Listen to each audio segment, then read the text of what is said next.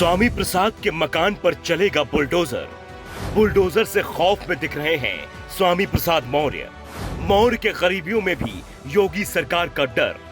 स्वामी के करीबी पूर्व विधायकों के दरवाजे पहुंचा बुलडोजर। स्वामी के घर पर चलने वाला है बुलडोजर। स्वामी प्रसाद मौर्य के बुरे दिन होने वाले हैं शुरू। योगी आदित्यनाथ की सरकार ने मौर्य पर शिकंजा कसना कर दिया है शुरू। स्वामी के करीबी भी आए बीजेपी के निशाने पर। स्वामी और उनके करीबियों के लिए बीजेपी के दरवाजे पूरी तरह से बंद कर लिए गए हैं। अब उन्हें निपटाने की तैयारी चल रही है। सबसे पहले स्वामी प्रसाद के करीबियों पर कार्रवाई शुरू हो रही है। उसके बाद स्वामी प्रसाद का नंबर लगेगा। स्वामी प्रसाद पर कार्रवाई होगी, ये योगी सरकार पहले ही इशारे दे चुकी है, लेकिन इतनी जल्दी होगी इसका एहसास स्वामी प्रसाद को भी नहीं था। स्वामी प्रसाद मौर्य भी इसे लेकर परेशान दिख रहे हैं। स्वामी प्रसाद की बेटी संघमित्रा मौर्य बीजेपी सांसद हैं, लेकिन फिलहाल बीजेपी में उनकी सुनवाई नहीं हो रही है। बीजेपी के खिलाफ सबसे मुखर होकर बोलने वाले स्वामी की आवाज भी बंद हो गई है।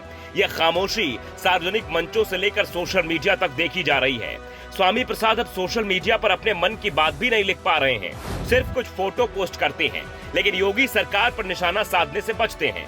स्वामी भले ही सरेंडर कर चुके हैं, लेकिन योगी आदित्यनाथ एक्शन में है, और एक्शन में है उनका बुलडोजर। बाबा के बुलडोजर से स्वामी प्रसाद के करीबियों के पसीने छूट रहे हैं। जिस सरकार में उन्होंने अवैध निर्माण किया, अब वही सरकार उन पर कार्रवाई कर रही है। फर्क इतना है, तब वो लोग बीजेपी में थे और आज विरोधी दल में। बीजेपी वो दिन भूली नहीं जब स्वामी प्रसाद मौर्य ने पार्टी छोड़ने का ऐलान किया था। 11 जनवरी को स्वामी प्रसाद मौर्य ने बीजेपी छोड़ने का ऐलान करते हुए बीजेपी को दलित और पिछड़ा विरोधी तक बता दिया था। उसके साथ करीब दर्जन भर विधायकों ने भी बीजेपी छोड़ी थी।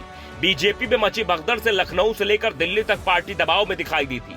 बाद में किसी तरह मामले को मैनेज किया गया, लेकिन सपा ने बीजेपी पर शुरुआत में बढ़त जरूर बना ली, लेकिन अखिलेश के गलत रणनीतियों के चलते यह बढ़त चुनाव नतीजों में नहीं दिखी।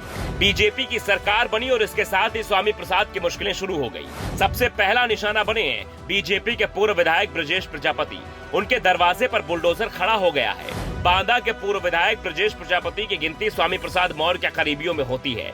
वो स्वामी प्रसाद के साथ सपा में शामिल हुए थे। सपा ने उन्हें बांदा से उम्मीदवार भी बनाया, लेकिन वो चुनाव हार गए।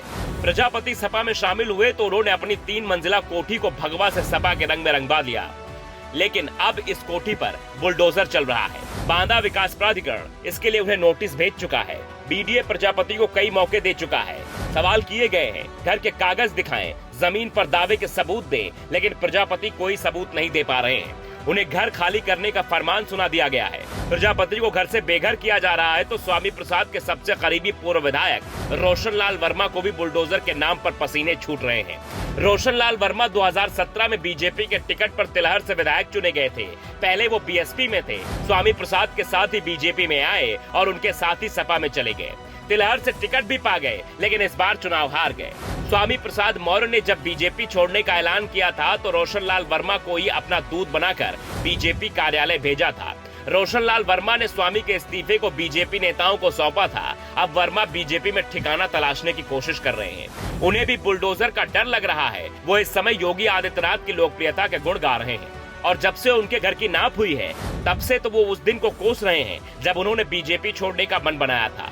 पूर्व विधायक से जुड़ी जमीनों की नापजोख होने के बाद बुलडोजर चलने का खौफ भी दिख रहा है। वर्मा बीजेपी में वापसी की कोशिशों में जुटे हुए हैं। उनके केंद्रीय मंत्री बीएल वर्मा और जलालाबाद के बीजेपी विधायक हरिप्रकाश वर्मा के अलावा दूसरे बीजेपी नेताओं के साथ फोटो वायरल हो रहे हैं। रोशन लाल के घर और दुकान की नाप राजस्व विभाग की टीम कर चुकी है, और दावा किया जा रहा है कि बहुत सा निर्माण अवैध मिला है। उनके लिए नोटिस तैयार हो गया है।